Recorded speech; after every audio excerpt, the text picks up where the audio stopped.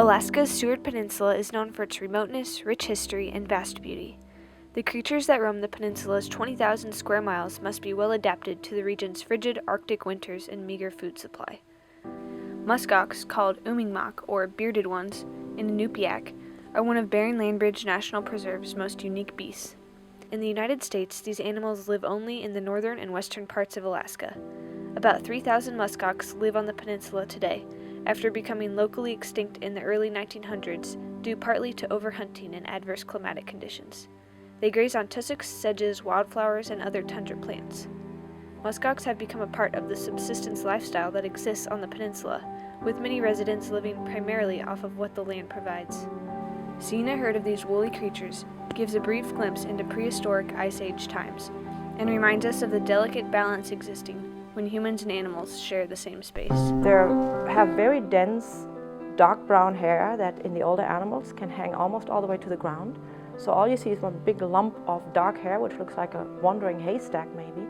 They have an underwool called kiviot, which is very soft and extremely warm. And during the springtime and early summer, you can see it come out in large sheets, and that's when they look like unmade beds, since all that wool hanging off of them. Recently, muskox have been seen closer to Alaskan communities, like Nome, a city of 3,500 on the coast of the Bering Sea. Initially, muskoxen came closer to town, maybe because they felt safer here. One thing is that humans have been hunting them outside of town, but not close to town. So there was hunting pressure on them further away from town, but not close to town. There's all kinds of opinions. It's very polarized. There's the people who absolutely love them and they say never ever touch one, we want to see them, they're lovely. Other people want to shoot them all. But now we have this issue with them attacking dogs, so the opinion I think has gone south again. Personally, I like muskoxen and I like to see them, but I don't want to see them in the parking lot when I get out of the car. It's not a safe place for them. It's not safe for us to have them there. Although the close proximity of herds to town has caused somewhat of a local rift in opinion about these animals, subsistence hunters still highly value the muskox for their meat and hides. I've been muskox hunting ever since the opportunity came up over 15 years ago. The way I do it is for the meat and also for the hide for kiviut. Like any other animal, it creates stews, steaks, roasts. It's not a nuisance thing. When I hunt them, I'm very serious. Learn every hunt's different. Every hunt's different. And not every hunt you have success either. You just, get out and do the best you can. It's a great lifestyle.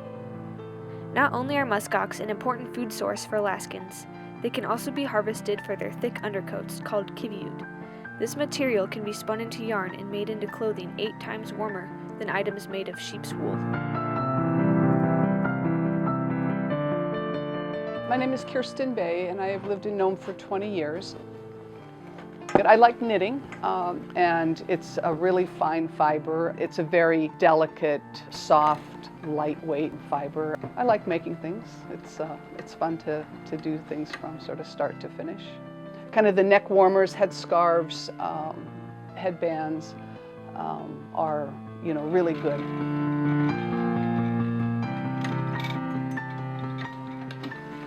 The people, animals, and plants that live in and around Bering Landbridge National Preserve on the Seward Peninsula embrace a unique lifestyle in one of the world's wildest places. Whether local opinions are positive or negative about the muskox, these iconic creatures will continue to serve as a reminder of the connection we have to the land, all of its inhabitants, and our history.